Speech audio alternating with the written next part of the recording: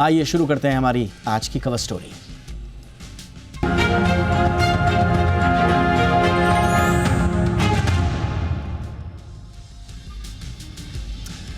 अरावली की पहाड़ियों पर बढ़ते विवाद को देखते हुए केंद्र सरकार फुल एक्शन मोड में है। सरकार ने अरावली की पूरी सुरक्षा के लिए नई खनन लीज पर रोक लगा दी है। पूरे अरावली क्षेत्र यानी कि दिल्ली से गुजरात तक कोई नई खदान नहीं खोली जाएगी। ICFRE संरक्षित क्षेत्र बनाने सस्टेनेबल माइनिंग प्लान इसके लिए बनाया जाएगा। साथ ही चल रही खदानों पर सख्त नियम भी लागू होंगे। आप पहले ये रिपोर्ट देखिए। आज मेरे साथ एक्सपर्ट होंगे। एक तो इस पूरे मुद्दे का जो कि काफ़ी दिनों से गरमाया हुआ है, इसका आपको आसान भाषा में थोड़ा बैकग्राउंडर समझाएंगे और उसके बाद अब जो सरकार और विपक्ष, पर्यावरणविद, इन सब के बीच में जो इम्पॉर्टेंट पॉइंट्स हैं डिस्कशंस के, उनके क्या मायने हैं वो आपको आसान भाषा में समझाएंगे और आगे इस पर अब क्या पॉसिबिलिटीज़ दिखती हुई नज़र आ रही हैं पॉलिसी लेवल पर भी और कानूनी रूप से भी। इन तमाम विषयों पर करेंगे चर्चा। सबसे पहले ये रिपोर्ट देख लीजिए।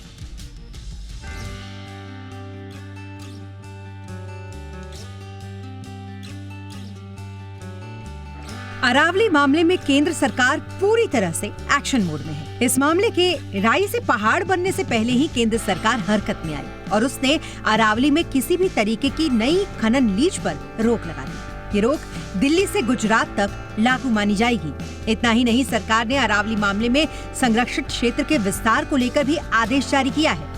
पर्यावरण और वन मंत्रालय ने संबंधित राज्यों को निर्देश दिया है कि सरकार की मौजूदा नियमों को सख्ती से लागू करवाया जाए। सरकार ने साफ कहा है कि अवैध और बिना नियंत्रण वाले खनन को रोकना उसका मकसद है। साथ ही अरावली को एक भू आकृतिक के तौर पर बचाना भी सरकार का मकसद है। आखिरकार अरावली की इन प्राचीन पहाड़ियों को लेकर बवाल क्यों मचा हुआ है, इसे भी समझना बहुत जरूरी है। इस साल नवंबर में सुप्रीम कोर्ट ने विशेषज्ञ समिति की सिफारिशों को स्वीकार करते हुए अरावली पर्वतमाला की एक समान अखिल भारतीय परिभाषा को हरी झंडी दे दी। इससे पहले इस पहाड़ी को लेकर अलग अलग राज्यों में अलग अलग व्याख्याएं लागू थी, जिस कारण से सबसे पुरानी पर्वतमाला चर्चा में आई। आपको बता दें कि सुप्रीम कोर्ट ने अरावली की जिस परिभाषा को स्वीकार किया, उसके अनुसार आसपास की जमीन से कम 100 मीटर ऊंचे जमीन के हिस्से को ही अरावली पहाड़ी माना जाएगा। 2 या उससे ज्यादा ऐसी पहाड़ियां जो 500 मीटर के दायरे के अंदर हो और उनके बीच जमीन भी मौजूद हो, तब उन्हें भी अरावली श्रृंखला का हिस्सा माना जाएगा। तो वहीं पर्यावरणविदों का कहना है कि सिर्फ ऊंचाई के आधार पर अरावली को परिभाषित करने से कई ऐसी पहाड़ियों पर खनन और निर्माण के लिए दरवाजा खुल जाने का खतरा पैदा हो जाएगा, जो 100 मीटर से छोटी है। कुछ मामलों को तूल पकड़ता देख केंद्र सरकार अब डैमेज कंट्रोल करने में जुटी है। अरावली की जिन पहाड़ियों को लेकर हंगामा मचा हुआ है, आखिरकार अरावली का वो पूरा क्षेत्र है क्या? दरअसल अरावली पर्वतमाला की कुल लंबाई लगभग 600 से 700 किलोमीटर है। ये पर्वत श्रेणी उत्तर पूर्व की दिशा पश्चिम दिशा में फैली हुई है। इसकी शुरुआत दिल्ली से होती है, जहां से ये दक्षिणी हरियाणा के गुरुग्राम, फरीदाबाद और नूह जिलों तक फैली हुई है। इन्हें राज्य सरकारों द्वारा 37 जिले में मान्यता दी गई है। इसके बाद अरावली राजस्थान में एंट्री करती है और अलवर, जयपुर, उदयपुर और माउंट आबू जैसे क्षेत्रों से होते हुए आगे बढ़ती है। आखिर में ये पर्वतमाला गुजरात के पालनपुर, अहमदाबाद क्षेत्र के पास जाकर समाप्त होती है। तो क्या माने कि सरकार के ताजा फैसले के बाद अरावली का विवाद थम जाएगा? पर्यावरणविदों की चिंताओं को क्या सरकार ने पूरी तरीके से समझा है और अब इसे लेकर आगे और कोई विवाद नहीं होता दिखेगा? ये एक बड़ा सवाल है। ब्यूरो रिपोर्ट, जी मीडिया।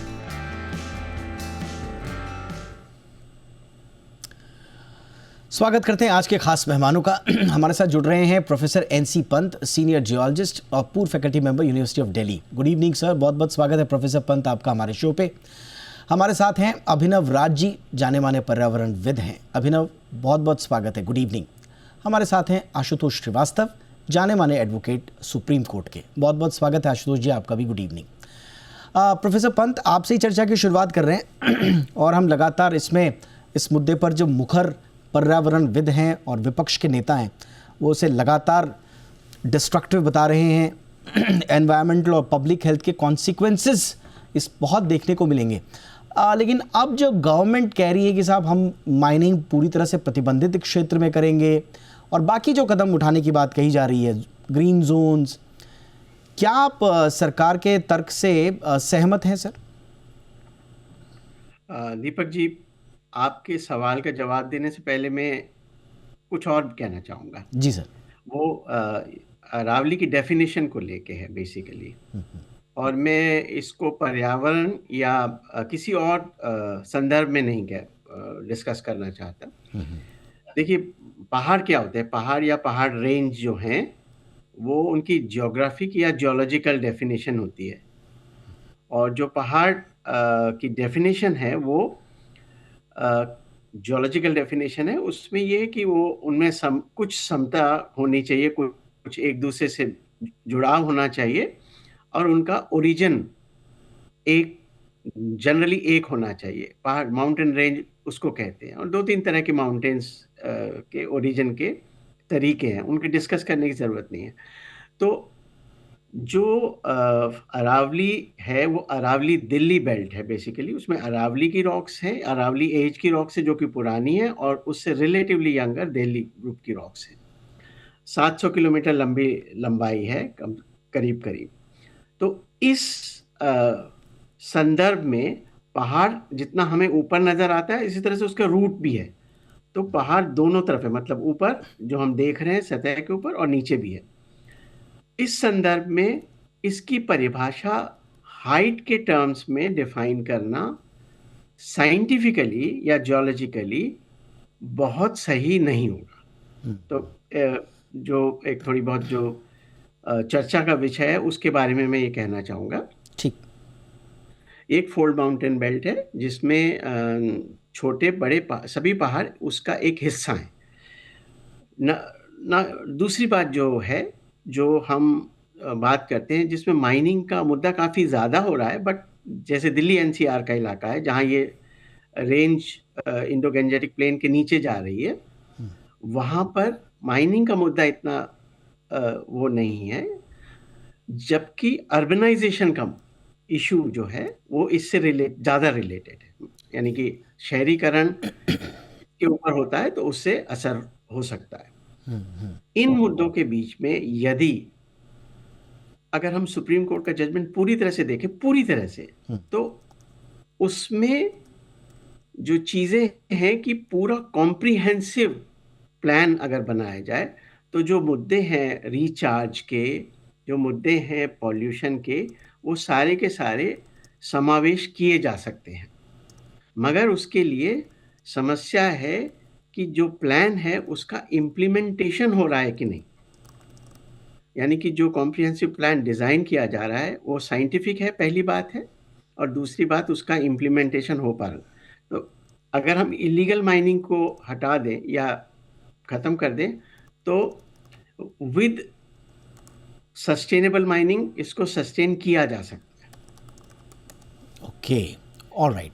तो ये आपने जियोलॉजिकल संदर्भों में इसको समझाया कि दरअसल किस तरह से ये पूरे मामले में जो सुप्रीम कोर्ट का जजमेंट आया है उसके जो पर्यावरण के लिहाज से कौन से पक्ष हैं। बट इसमें जो विरोध हो रहा है अभिनव जी, और सरकार बार बार कह रही है कि 90% से ज़्यादा संरक्षित है और केवल 19 या 0.19% क्षेत्र में ही खनन मुमकिन हो पाएगा। मौजूदा माइंस भी सख्त नियमों से चलेंगी। कोर जो एनवायरमेंटल क्षेत्र हैं, जंगल है, वेटलैंड्स हैं, उनमें खनन पूरी तरह से हम प्रतिबंधित करेंगे। केवल क्रिटिकल और स्ट्रेटेजिक मिनरल्स के ही एक आध दो अपवाद। तो ये जो बार बार गवर्नमेंट अपनी तरफ से ये कोशिश कर रही है लोगों को कन्विंस करने की कि जो फैसला लिया गया है वो सही लिया गया है, उससे क्या आप इत्तेफाक रखते हैं अभिनव जी? गवर्नमेंट कह रही है कि ये 0.19% का वो स्टैटिकल वो ट्रिक दे रही है गवर्नमेंट। तो सरकार कहती है कि सिर्फ 0.19% जगह माइनिंग के लिए है। सुनने में ये लगता है कि हाँ, बाकी बहुत कम वैल्यू है 0.9%, लेकिन आप रियल फिगर देखेंगे तो डिफरेंट निकल के आता है। क्योंकि कैलकुलेशन में पूरी झीलों के एरिया पर किया गया है, सिर्फ अरावली पर नहीं किया गया है, और डिनोमिनेटर को बड़ा रखा गया है। तो जैसे आप डिनोमिनेटर को बड़ा रखेंगे तो परसेंटेज कम दिखेगा, आपको छोटा दिखने लगता है कि ये तो बहुत ही कम है। तो 100 मीटर से कम ऊंचाई वाला जो वाले कई इकोलॉजिकल हिल लॉक्स और रीच के को बाहर कर दिया गया है। तो कागज पे तो ये दिखने में बहुत अच्छा लगता है कि ये बहुत ही कम एरिया है 0.9%, लेकिन क्योंकि आप ऑलरेडी डिनोमिनेटर को हाई रखे हो, हकीकत में जो सेंसिटिव जोन है और सेंसिटिव जितने जोन है वो तो जो 100 मीटर से नीचे वाले हैं वो तो बाहर हो जा रहा है। ये ठीक इसी प्रकार है कि आपको जो एरिया ऑलरेडी डिस्ट्रॉय हो चुका है तो आपको उस पे उसके कंजर्वेशन पे आपको काम करना चाहिए, ना कि माइनिंग के लिए आप उसको लीज आउट कर रहे हैं। मतलब हम माइनिंग के कंप्लीट अगेंस्ट नहीं है। जहाँ तक गवर्नमेंट ने ये दिया है डेफिनेशन साइंटिफिक की सस्टेनेबल माइनिंग प्रैक्टिसेस होगा जब हम माइनिंग को अलाउ करेंगे। तो मेरा गवर्नमेंट से बस एक ही क्वेश्चन है, अभी जिस एरिया में माइनिंग हो रहा है, चाहे वो राजस्थान में हो या फिर छत्तीसगढ़ में हो या फिर झारखंड में हो, क्या वहाँ पे वो अभी सस्टेनेबल प्रैक्टिसेस को अडॉप्ट नहीं किए हुए हैं? किए हुए हैं ना। अभी भी तो क्लियरेंसेस मिलती है मिनिस्ट्री से, स्टेट बोर्ड से क्लियरेंसेस मिलता है, तब जाके माइनिंग होता है। लेकिन आप अगर अभी प्रैक्टिकल अब देखेंगे कि क्या कितना कंजर्वेशन प्रैक्टिसेस को इन्होंने एक्चुअल में इम्प्लीमेंट किया है, रियलिटी क्या है, तो आपको डिफरेंस देखने से ही पता चल जाएगा कि जमीनी हकीकत कुछ और ही है।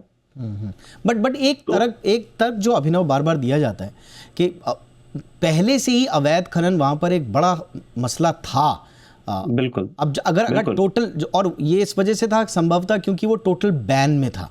अब गवर्नमेंट ये कह रही है कि टोटल बैन से आप इसको हटा के जब आप इसको परिधि में लेकर के आएंगे निगरानी की, तो स्वाभाविक रूप से उस पर लगाम, अवैध खनन पर लगाम लगेगी। तो क्या ये तर्क वाजिब है? कहीं से भी मतलब ये नहीं है। देखिए, आप कोई किसी एरिया को डिफाइन करके आप उसको कंजर्वेशन एरिया वाइज उसको डिवाइड करके आप कैसे कर सकते हैं। लेकिन जैसे आपने कह दिया जो जो 100 मीटर के ऊपर के आसपास की जमीन हो उसको ही हम प्रोटेक्ट करेंगे, बाकी को नहीं करेंगे, क्योंकि ये तो आपको पूरा लैंडस्केप को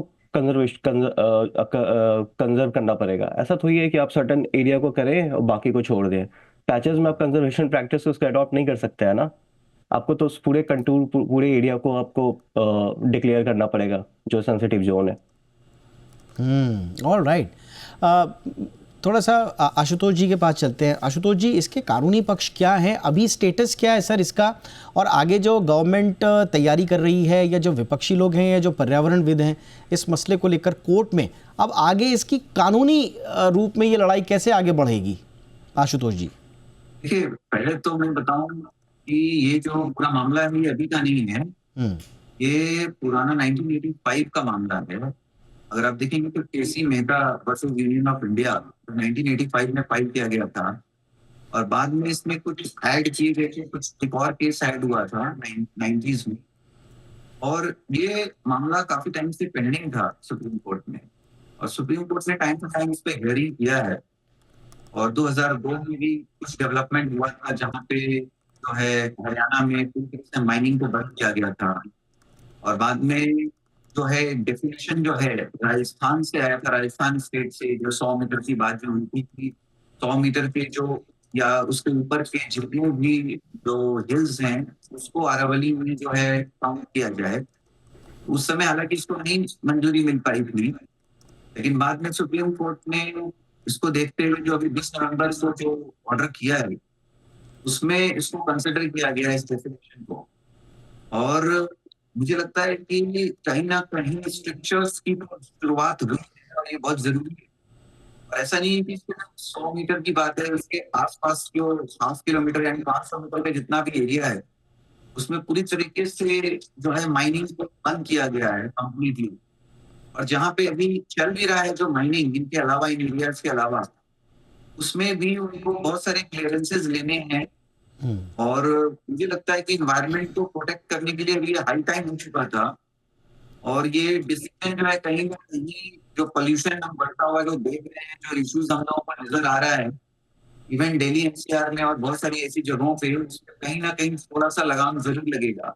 अब जहां तक डेफिनेशन की सवाल है और लोग कह रहे हैं कि नहीं सिर्फ 100 मीटर कंसिडर करेंगे तो ये सही नहीं रहेगा, तो मेरे ख्याल में शुरुआत तो हुई है, और माइनिंग को पूरी तरीके से जो है रोका जाना थोड़ा सा डिफिकल्ट होगा अभी ऐसे सिचुएशन में, क्योंकि उसकी बहुत सारे रिक्वायरमेंट्स भी हैं। और ये साफ 100 किलोमीटर लंबा ये अरावली एरिया है, देखा जाए तो काफी बड़ा एरिया है। ओके। बट अगर हम देखें तो 1048 ऐसे जो पर्वत है जिसमें 35 कवर हो रहे हैं, तो मुझे लगता है कि कहीं ना कहीं काफी हद तक पर्यावरण पे इसका पॉजिटिव फर्क जरूर पड़ेगा। ऑलराइट सर, मैं आऊँगा आपके पास, बिल्कुल। एनवायरनमेंट मुझे लगता है कि जरूर। ठीक है सर, और इसी पे दरअसल पूरी बहस ही इस मुद्दे पर है, इसके पक्ष और विपक्ष में। लेकिन एक जियोलॉजिस्ट होने के नाते प्रोफेसर पंत, कि ये मुद्दा गवर्नमेंट की तरफ से जो भी कदम उठाए गए, इसमें बहरहाल इसमें तो खैर सुप्रीम कोर्ट ने खुद कमेटी इसमें गठित की थी और एक यूनिफॉर्म और साइंटिफिक डेफिनेशन की पहले से ही कोर्ट ने ही डिमांड करी थी। बट अभी ये जो भी इसकी 100 मीटर्स वाली जो लंबाई की जो परिभाषा जो स्वीकार की गई है, ये मसला क्या वाकई में सर अरावली के पूरे इकोसिस्टम बचाने के लिए बहुत ज़रूरी है, या जिस तरह से जो 2010 की FSI स्लोप बेस्ड परिभाषा थी, जिसको कहा जा रहा है कि वो ज़्यादा व्यापक भी थी और बेहतर संरक्षण भी देती थी, क्या वो पर्याप्त था, या ये जो नया मुद्दा ये एक तरह से प्रासंगिक नहीं है? एक पर्यावरणीय लिहाज से सर, जियोलॉजिस्ट होने के नाते आपको क्या लगता है, क्या ये गैर ज़रूरी बहस चल रही है सर देश में, या ये ज़रूरी था जो कुछ भी परिभाषा आई है हमारे सामने नई? देखिए, जियोलॉजिस्ट होने के नाते मैं 2010 की FSI वाली और ये दोनों परिभाषाओं को अरावली के संदर्भ में सही नहीं मानता। जैसे मैंने कहा कि जो अरावली पर्वतमाला है उसकी डेफिनेशन माउंटेन और माउंटेन के पॉजिटिव एक्शन को लेके होनी चाहिए, जिसमें ऊपर का माउंटेन जो हमें नजर आता है हाइट को डिफरेंशिएट करने की कोई उसमें गुंजाइश नहीं है, और जो पहाड़ जमीन के नीचे है उसको इंक्लूड करना चाहिए। तो ये जियोलॉजिकल कंटेक्स्ट की डेफिनेशन ये है।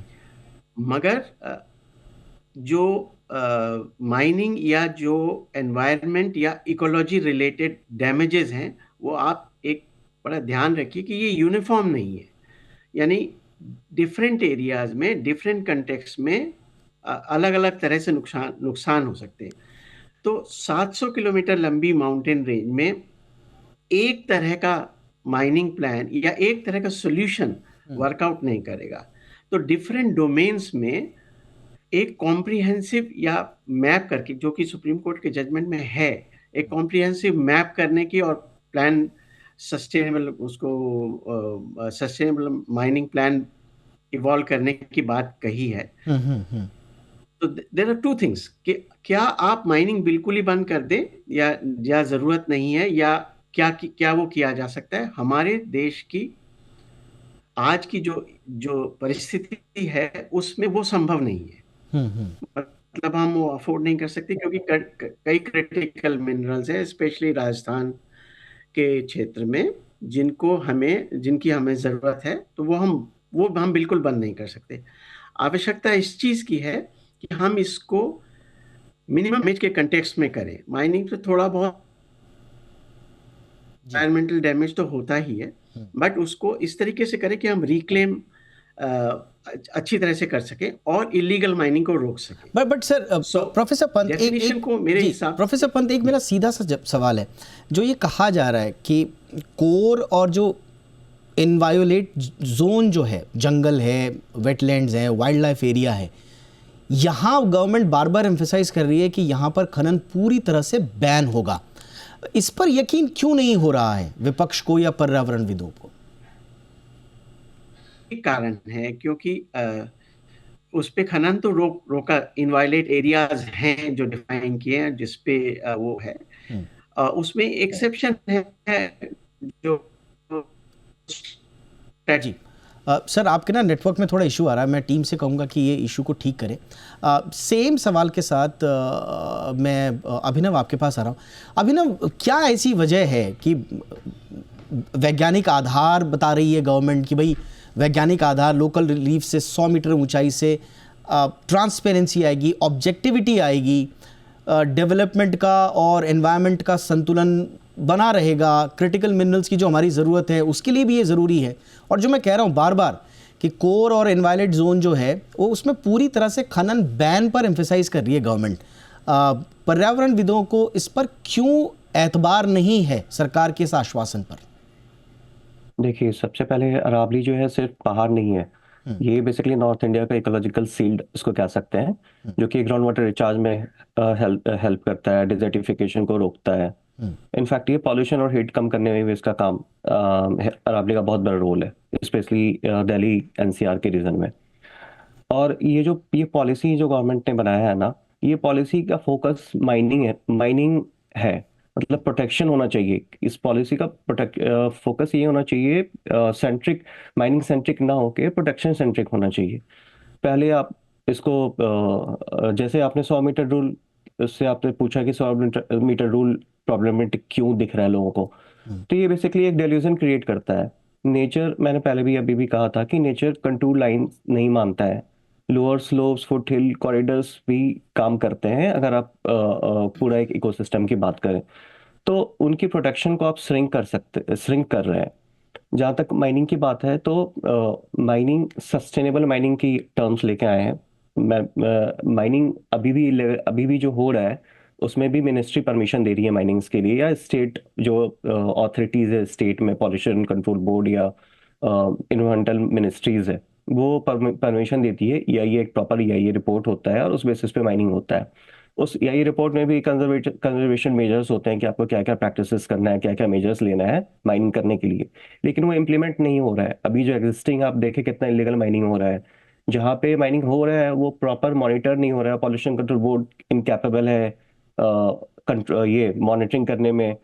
तो इसमें क्या है ना कि फिर ये जो बाकी आप एक्सटेंड कर रहे हो माइनिंग, ठीक है, रिक्वायर्ड है वो, बट जो करंट है, जो सिचुएशंस है, जो गैप्स है, उसको तो आप पहले उसके लिए एक पॉलिसीज लेके आओ कि उसको कैसे आप कंट्रोल करोगे इलीगल माइनिंग। बट और फिर इसमें ये कहा जा रहा है अभिनव कि जो मौजूदा जो वैध माइंस हैं उन पर भी अब सख्त नियम होंगे, ज़्यादा मॉनिटरिंग होगी, कमेटी की सिफारिशों का पालन उनके लिए अनिवार्य होगा, कोई नई माइनिंग लीज नहीं दी जाएगी जब तक management plan for sustainable mining MPSM तैयार ना हो। तो ये सारी बातें कही जा रही हैं, तो ये लोगों के गले क्यों नहीं उतर रही? देखिए, पहले भी ऑलरेडी ये लोग सस्टेनेबिलिटी जो मेजर्स हैं ऑलरेडी अभी ले रहे हैं। मैंने कहा है आपको, अभी आप देख लीजिए रिवर माइनिंग होता है, रिवर सैंडबेड माइनिंग हो रहा है, उसमें भी पॉलिसीज उन्होंने बनाए हुए हैं कि कितने तक माइनिंग करना है, कितने तक नहीं करना है, लेकिन ऑलरेडी माइनिंग्स हो रहे हैं। जो इलीगल जोन्स है उसमें भी माइनिंग, जहाँ पे माइनिंग रिस्ट्रिक्टेड है वहाँ भी माइनिंग हो रहा है। तो ये जो एग्जिस्टिंग अभी एरियाज है जहाँ ये माइनिंग कर रहे हैं उनको कंट्रोल नहीं कर पा रहे हैं। तो मेरा ये सिर्फ कहना था एज अ इन्वायरमेंटलिस्ट, हमारा ये नहीं है कि हम डेवलपमेंट के अगेंस्ट है। जो गवर्नमेंट अगर पॉलिसीज लेके आएगी, सस्टेनेबल माइनिंग पॉलिसीज लेके आएगी, वी डोंट नो एग्जैक्टली क्या वो पहले पॉलिसीज लेके आए फिर ये डिक्लेयर करते 100 मीटर वाला जो रूल है, तो वो इसीलिए कुछ क्लैरिटी नहीं है इसमें कि आप पहले रूल लेके आ गए और फिर जाके आप कह रहे हो कि हम सस्टेनेबल माइनिंग की पॉलिसी बनाएंगे। तो मेरे अकॉर्डिंग तो पहले आप माइनिंग पॉलिसीज बनाते हैं, फिर ये एरियाज को डिक्लेयर करते हैं। और ये सिर्फ माइनिंग से रिलेटेड नहीं है कि आप सिर्फ माइनिंग करेंगे। आप देखें कि गुड़गांव का जो एरिया है कैसे फैलता जा रहा है, मतलब बहुत सारा ऐसा अरावली जोन है जिसमें बहुत सारे गांव बस गए हैं, बहुत सारा अर्बनाइजेशन हो रहा है, बहुत सारे होटल्स बन रहे हैं। बाकी के अरावली एरिया में तो सिर्फ माइनिंग एक इशू है, इसके अलावा बहुत सारे इशूज हैं, अर्बनाइजेशन हैं, इलीगल इंक्रोचमेंट है, तो ये सारे इशूज क्रिएट होंगे। ये बहुत इंपॉर्टेंट बोला आपने आशुतोष। कहा यह भी जा रहा है कि ठीक है, निचली पहाड़ियां भी तो उतनी इंपॉर्टेंट है, जिस पर एम्फेसाइज अभी प्रोफेसर पंत कर रहे थे कि आपको माउंटेन को समग्र रूप में देखना होगा, अरावली का पूरा इकोसिस्टम देखना होगा। निचली पहाड़ियां भी उतनी ही महत्वपूर्ण है, केवल ऊंचाई की परिभाषा अपर्याप्त और ये ठीक नहीं है। लगातार निचली पहाड़ियां जो अभी अभिनव ने भी जिसका जिक्र किया, वो आपका ग्राउंड वाटर रिचार्ज के लिए, आसपास की बायोडाइवर्सिटी के लिए, और जो बार बार कह रहे हैं कि भाई थार रेगिस्तान का फैलाव होता जा रहा है, दिल्ली और NCR में धूल और प्रदूषण जो बढ़ता जा रहा है, ये इस रेगिस्तानीकरण को रोकने में अहम भूमिका निभाती हैं आपकी निचली पहाड़ियाँ भी। तो आपने उनको क्यों अलग रखा इस पर्टिकुलर? तो ये ऐसे कुछ ठोस तर्क हैं जिनके जवाब अभी सरकार भी बमुश्किल दे पा रही है। तो आपको क्या लगता है आगे ये मामला क्या वापस सुप्रीम कोर्ट के संज्ञान में लाया जा सकता है? कोर्ट इस पर दोबारा पुनर्विचार कर सकता है? कानूनी रूप से अगर इसको रिव्यू करना हो दोबारा तो उसका क्या रास्ता होगा? जी बिल्कुल, सुप्रीम कोर्ट इसमें हो सकता है आगे फिर रिव्यू करे, इसमें कुछ और अमेंडमेंट करे, कुछ और चेंजेस करे। बट अभी की अगर हम बात करें कि सुप्रीम कोर्ट ने ये सिर्फ अपने आप जो है सुओ मोटो कोई ऑर्डर नहीं किया है। इसमें जो है FSI जो है, फॉरेस्ट सर्वे ऑफ इंडिया, और जो एक्सपर्ट कमिटी और जो हमारे एमिकस क्यूरी हैं, उन सब के रिपोर्ट को देखते हुए ये फैसला फिलहाल के लिए लिया गया है। और मैंने जैसे बताया कि ये हाई टाइम हो गया था ऐसा फैसला लेने के लिए। और इसमें जो है हम देखिए इन्वायरमेंट प्रोटेक्शन एक्ट को भी जो 1996 का, उसको भी कंसिडर किया गया, उसके प्रोविजंस को। और ये भी कि 1992 में एक नोटिफिकेशन गवर्नमेंट ने निकाला था इसको प्रोटेक्ट करने के लिए अरावलीज को, उसका नोटिफिकेशन को भी कहीं ना कहीं इतने सालों में मतलब ओवरलुक हो चुका। ये भी सुप्रीम कोर्ट ने अपने ऑब्जर्वेशन में लिखा है, अपने ऑर्डर में लिखा है। तो मुझे लगता है कि हमें पॉजिटिव होने की जरूरत है, और अगर पॉजिटिव रहेंगे और पॉजिटिव वे में सोचेंगे कि जो ये फैसला लिया गया उससे कहीं ना कहीं तो जरूर जो है एनवायरमेंट में बेटरमेंट होगा और लगाम लगेगा पोल्यूशन पे, फ्लड पे, और जो लैंडस्लाइड्स हो रहे हैं इस पे कहीं ना कहीं लगाम तो जरूर लगेगा। मुझे लगता है इसको पॉजिटिव वे में देखने की जरूरत है, और आगे अगर लगेगा कि इसमें और पिक्चर्स की जरूरत है तो मुझे लगता है कि सुप्रीम कोर्ट इसको रिकंसीडर करेगा आगे के सालों में। ऑलराइट, ये बिल्कुल हम ये देखना होगा, क्योंकि जिस हिसाब से ये विवाद आगे बढ़ रहा है ये क्या रूप अख्तियार करेगा आगे, उस पर हमारी नज़र बनी रहेगी। जाते जाते क्विकली प्रोफेसर पंत सर, आप समाधान के रूप में, क्योंकि देखिए जियो रेफरेंस्ड मैपिंग की बात पहले भी होती रही है, इकोलॉजिकल असेसमेंट तो होना ही था, जहाँ आप ही लोग बता रहे हैं कि भाई इसको आप नज़रअंदाज नहीं कर सकते हो, परमिसिबल नो गो जोन आपको पहले से ये तैयार करने थे। लेकिन आज इस पूरे विवाद के बाद ऐसा लग रहा है कि इकोलॉजिकल इंटीग्रिटी कहीं पूरा इलाका खो न दे, और सिर्फ यही इलाका नहीं, पूरे उत्तर भारत की क्लाइमेट सिक्योरिटी एक तरह से बहुत बड़े गंभीर प्रश्न चिन्ह लग रहा है उस पर।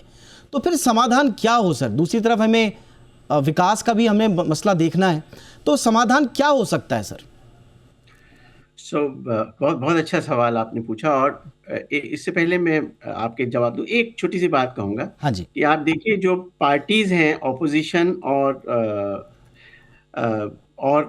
प्रो, वो बदलती रही हैं। यानी कि जो आज ऑपोजिशन में है, जो वो इस सबके प्रो भी रही हैं। तो आप उस स्टैंड को हम भूल जाएं तो समाधान और ये है कि हम जो वैज्ञानिक तरीका है उसको अपनाएं, चाहे वो सस्टेनेबल माइनिंग को लेके हो, चाहे वो इकोलॉजिकल कंजर्वेशन को लेके हो, और चाहे वो इन डेफिनेशंस को लेके हो।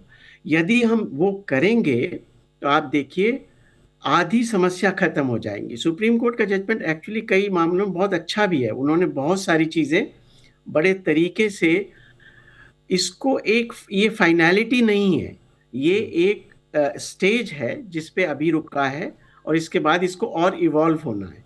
तो ये जो इनपुट आज की जैसी चर्चाओं से हम कर रहे हैं, और जो लोग सिविल सोसाइटी कर रहे हैं, उन सब का एक समग्र रूप लेके, साथ में लेके उसको यदि हम आत्मसात कर लें तो समाधान जरूर निकलेगा। दोनों की ज़रूरत है, डेवलपमेंट की भी और एक ऐसे सॉल्यूशन की जो सबके लिए बेटरमेंट लेके आए, और वो पॉसिबल है यदि हम सही तरीके से इनको आपस में मिलाएंगे और एक रिजिड पोजीशन नहीं लेंगे किसी भी चीज़ में, तो definitely it is possible. Absolutely. लेकिन इन सारे बहस मुबाहिस के बीच में एक बड़ा अच्छा हुआ कि बहुत दिनों बाद, हम तो कहेंगे कि दशकों बाद, एक कोर एनवायरमेंटल इशू पूरी आम चर्चा के केंद्र में आया है, जिस पर हर पक्ष चर्चा कर रहा है, अपनी अपनी बातें रख रहा है। वरना आजकल जितना जैसा पॉलिटिकल माहौल चलता है, बहुत सारे मुद्दों पर लोगों का ध्यान चला जाता है, और वो ऐसे मुद्दे होते हैं जिनका वृहद बिगर पर्सपेक्टिव में हमारी एग्जिस्टेंस से कोई खास लेना देना नहीं होता है। लेकिन ये अरावली का मुद्दा ऐसा है जो हमारी एग्जिस्टेंस से जुड़ा हुआ है, और इस पर जो जितनी ज़्यादा व्यापक चर्चा हो और उस चर्चा के बाद जो समाधान निकले, हमें उसका इंतज़ार करना चाहिए कि वो एक ऐसा समाधान होगा जो सबको स्वीकार्य होगा और हमारे पर्यावरण की दृष्टि से बहुत ज़रूरी होगा। बहुत बहुत धन्यवाद आप तीनों का वक्त निकालने के लिए। Ashutosh ji, Abhinav ji, professor Pant, thank you so much for your time. एक छोटा सा ब्रेक, ये थी हमारी कवर स्टोरी।